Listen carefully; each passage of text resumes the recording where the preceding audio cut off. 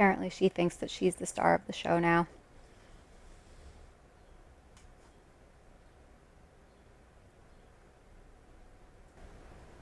Hey, gals and ghouls, it's Holly, your resident final girl and scream queen. Today, we're going to be talking about Dolls from 1986. Now, when I put this movie on, I assumed it was just going to be a quick little time killer. I mean, it's only an hour and 17 minutes long. But I was wrong. I have thoughts. Some friends in the Discord finally convinced me to check it out. Join the server, guys. From the first few minutes, I was hooked. I was expecting it to be another Puppet Master, but it was so much more. A family of three takes shelter in a secluded mansion during a raging storm and is welcomed in by an elderly couple. Soon afterward, a young man arrives with two female hitchhikers. Before long, the house's deadly secret begins to reveal itself. Our main character is Judy, who's on summer vacation with her father and his new wife. They're trash. After getting caught in the storm, they take shelter in the mansion. Technically, they break in, but the elderly couple who own the home welcome them inside anyway. The old man notices that Judy doesn't have a doll of her own to play with. Well, she did, but thanks to her evil stepmother, she no longer does.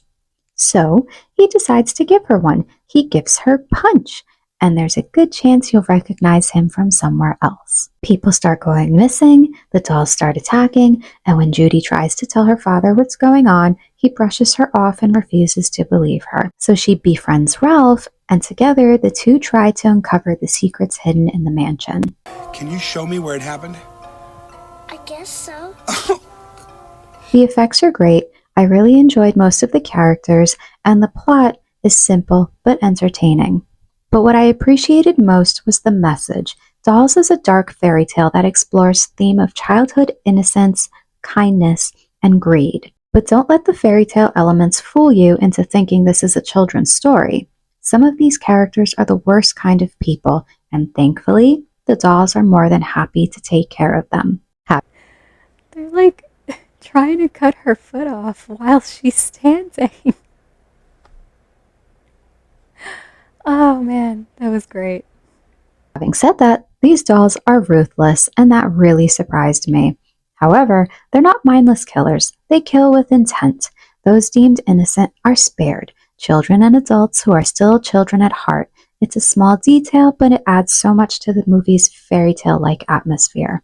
The ending was surprisingly wholesome as well. Ralph might just be one of my new favorite horror movie characters because of his kindness and his willingness to believe a child when her own father wouldn't.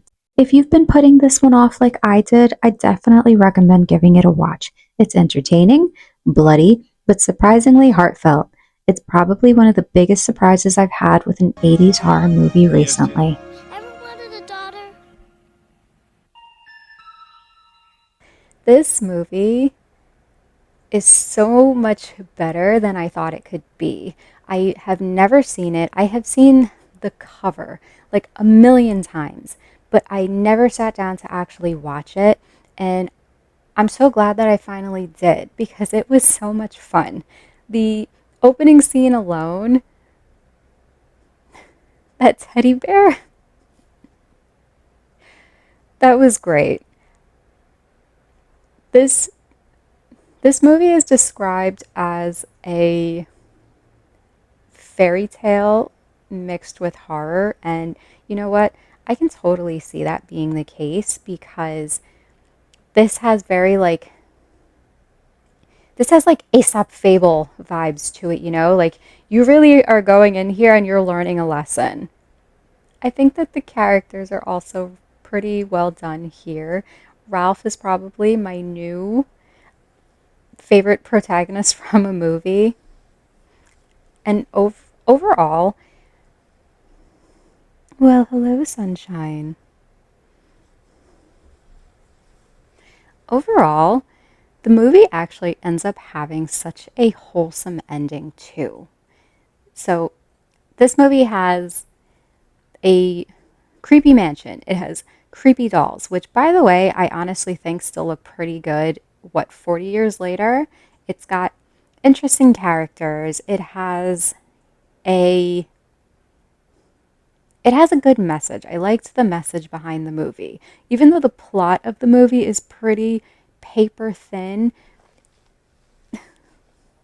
it's the message that you're staying for. If you haven't seen this movie, I highly suggest that you do. I was recommended to watch this by someone in the Discord who also happens to run their own server, which is dedicated to full moon movies. I'm going to link both my server and their server in the description of the video. And you know what? I highly encourage you to join. We talk about horror movies, books, shows, anime. I have someone who is so big into anime. We post reviews and we also have a weekly watch party, which is really fun. I'd come check it out. Plot twist, we're talking about two movies today. The other retro movie we're going to be talking about is Dolly Dearest. I'm going to have to insert the year because I actually don't remember. I think it was 91. Look for it somewhere. This is another movie I was definitely expecting it to not be all that good. It has pretty low ratings, but you know what? Overall, it's a solid movie. Both of these movies actually had really great practical effects. A toy manufacturer relocates his family to Mexico after purchasing the Dolly Dearest doll factory. Our story follows his daughter, Jessica. What the family doesn't realize is that a nearby archaeological site has accidentally freed the spirit of Sanzia, an ancient demonic entity. Sanzia finds a new home inside one of the porcelain dolls because, obviously, that was the best choice. While exploring the factory, Jessica finds the dolls and asks her father if she can take one home. Super unluckily for her, she picks the possessed doll. She names it Dolly and quickly develops a creepy attachment to it. But I'm a creep. Having just relocated to a new country, everyone brushes off Jessica's concerning behaviors and assumes she's just a child struggling to adjust to a new home. But as her actions become more disturbing, the housekeeper Yolanda, Camilla, is one of the first to realize something is wrong with her. She tries to have a priest bless the house, but is killed when she gets a little too close to the truth. Bye, Yolanda. If you know, you know. I will say this, though. It is so funny how people die in this movie and everybody else is just kind of like, oh, okay. So-and-so's dead now. Like, what? Do you even care? You don't even care. Soon, Dolly isn't acting alone. The demonic entity spreads to multiple dolls, turning the family's new life into a nightmare. Dolly Dearest is interesting because I believe that they actually have someone playing the doll with like the stuff attached. So it's kind of fun. I know other people weren't too fond of the voice, but I kind of liked it. This is fun. I'm noticing a theme with both movies. There are not that many deaths, but the deaths that you get are kind of fun. So, have you seen Dolls or Dolly Dearest? What did you think of them? I had a ton of fun with both of them, but I want to hear your thoughts. So, let me know down below. Anyway, I'm Holly, and thank you as always for watching.